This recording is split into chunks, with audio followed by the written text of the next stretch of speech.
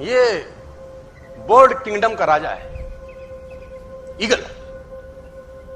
प्रकृति रोज सिखाती है कि if you want to become eagle तो आपको जलना पड़ेगा। 70 साल औसतन उम्र होती है, 70 साल ईगल की उम्र होता है। लेकिन इसी कहानी का ट्विस्ट क्या है, और वो ये है कि 40 साल जब ये हो जाता है तो इसकी जो चोंच है ये बेंड हो जाती है, आगे से सॉफ्ट हो जाती है, शिकार नहीं कर पाता।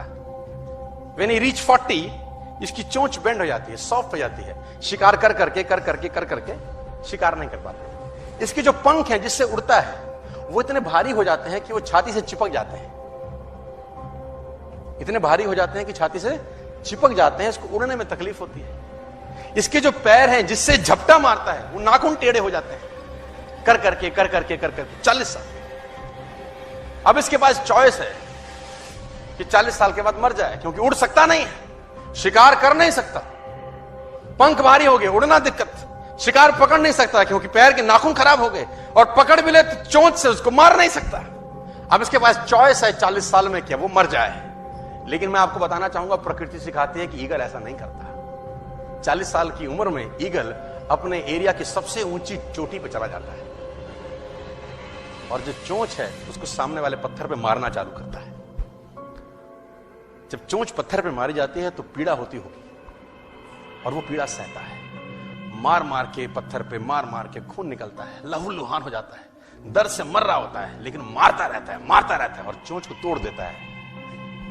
इसलिए तोड़ता है कि प्रकृति नहीं देगी, लेकिन वो जो तोड़ने का प्रोसेस है वो पीड़ादायक है। सेम कहानी है, जो पैर के नाखून रहते हैं उसको रगड़ता है शिला के ऊपर, रगड़ के तोड़ देता है उसको। कितना पेनफुल रहता होगा यार। लेकिन हर ईगल की जिंदगी में ऐसा दिन आता है 40 साल। जैसे ही चोंच निकलती है कहानी यहां खत्म नहीं होती, नई चोंच आती है, फिर वो उस चोंच से अपने परों को तोड़ता है, अपने जिस्म से अपना ही पर उखाड़ता है, क्योंकि वो पर उसके उड़ने के लायक नहीं रहे। भयंकर पीड़ा होती होगी, भयंकर। लेकिन इस प्रोसेस से हर ईगल गुजरता है अपनी जिंदगी में से, और 40 साल के इस प्रोसेस में 6 महीने के बाद वो एक नया ईगल होके 30 साल और जीता है, 30 साल और जीता है सर। तो आहुति तो देनी पड़ेगी। आज कल परसों चॉइस आपकी है।